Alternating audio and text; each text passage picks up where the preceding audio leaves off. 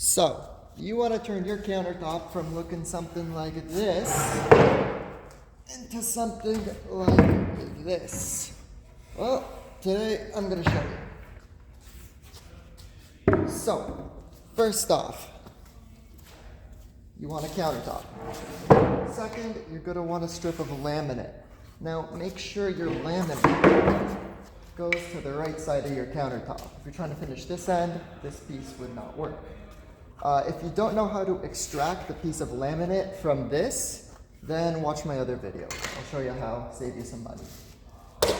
File, this is really important. You want a cross-cut file. You can also use a circular file, the rat tail file, but this one's made for it, it's nice and easy. You could also buy a specific laminate file. Glue. So we used a water-based contact cement. Any contact cement is gonna work. Nice sharp knife, gotta work that. Staple gun. If you do not have a staple gun, you can use 1-inch finishing nails. That will work as well. And optional, you can use a bottle with water. Now this will help when you're filing to just get that laminate off.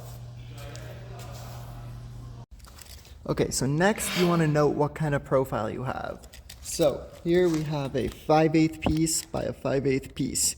Together they make 1.25 inches. Not all countertops are the same.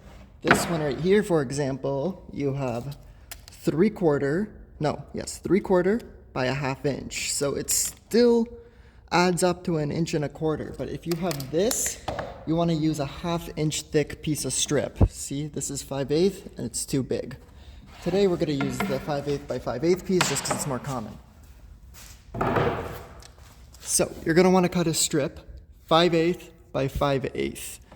When you put it down, it should match this. If it's a little off, that's okay. Just make sure this is not bigger than this. Next, for the length of your strip. Okay, all kitchen countertops are 25.5 inches in depth. If it's a vanity, it's gonna be 23 depth.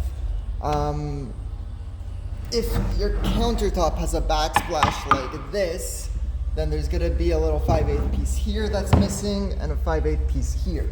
So in reality, even though your countertop is 25.5, your strip on this countertop is 24. So basically what you wanna do is measure right on the edge from this point here all the way to the end. So it's 24. I like to cut it a 1/16 shorter just to give you a little bit of wiggle room. So before I show you how to do the backsplash, we are just gonna do a counter that is clean cut in the back. It's a little easier. So, get your strip. So, like I said, 5/8 by 5/8. I haven't cut this strip to size, so you just line it up there. Grab your pencil, and you want to mark it right there.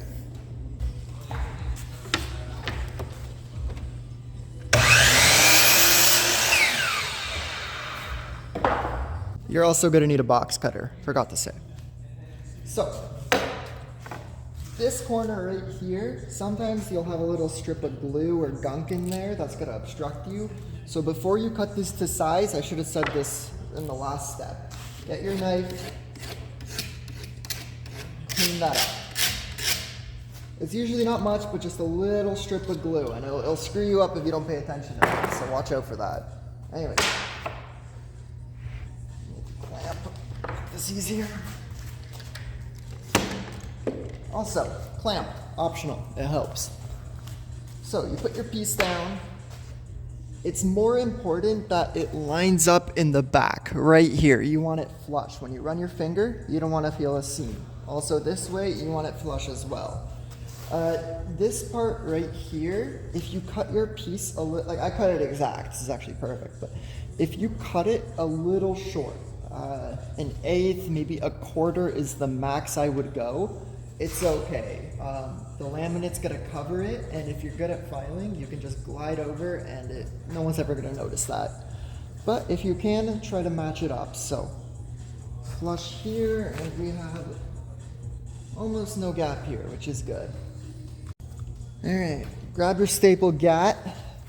Now, pro tip, in between the legs and just hold it while you line it up. So, check this, flush. Here, we're flush. Get a staple. Bam, not as close to this, but no more than a ½ inch, maybe 3/4 away from the end. Same thing here. Get your staple or your strap, line it up. Make sure you're flush here. If you're not perfect there, that's okay. Boom, okay, we've pinned it down. So now in the middle, you can bend this wood, right? It's pinned down. So you just line it up again. Boom.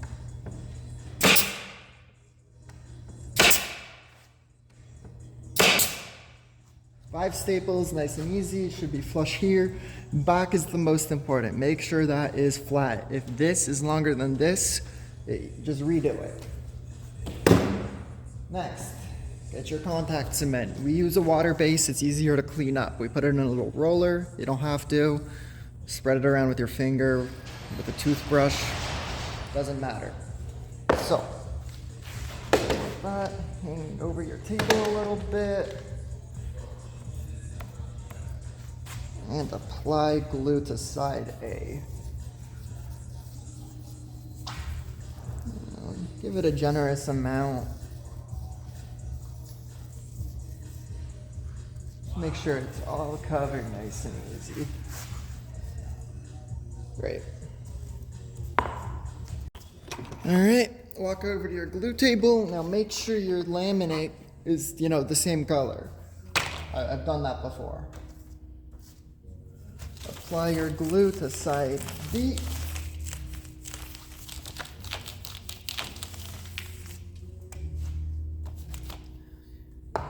And leave to dry. You know the glue is dried when it changes from a white to a clear color. So wait for both pieces to turn clear. Should take about 30 minutes or so. So our glue is no longer white, it is nice and clear. So we're gonna place it onto our thing. When you do it, make sure you pull both ends so it's nice and straight. If you don't and you do that, you're gonna press it, you're gonna have a little bubble. It's gonna look like garbage. So nice and straight. I like to start from the bottom up like that. Press in the middle. And then I like to use the handle of my file to press it down. Nice and easy, just like that. Boom, and then do the bottom as well. Now when you're pressing, especially with the file, make sure you're hitting it in the center. If you apply pressure on the top, you're gonna break the laminate. So, press that in, take a look, make sure it's nice. This little end you have right here, the flap. With this, you're just gonna have to trust me, get your palm, press it like that, and in one motion, snap it off, okay? It's like that, boom. Look at that, clean cut, okay? You can file it a little bit, clean it up. With the front, same thing. It's a little sketchier because it's the front, but just trust me, okay? Do it in the back first, just so you have an idea. You screw it up, it won't look as bad. With the front, you're gonna notice. Boom, there you go. One more piece of equipment I forgot to tell you about is a router. So this one, you can buy a special laminate bit, it has a bearing like that. Now, if you can see, the blade is right there, so it spins in a clockwise direction. So when you're using this, you want to bring it in a counterclockwise direction. If not, you're going to be rubbing the blade backwards. It's going to chip your countertop. You can also, if you do not have a router, that's okay. You can just file it out. It works. I'm going to use the router right now because it's easier. But when I do the other countertop with the backsplash, I'll use the file just so you can see. So hold your breath.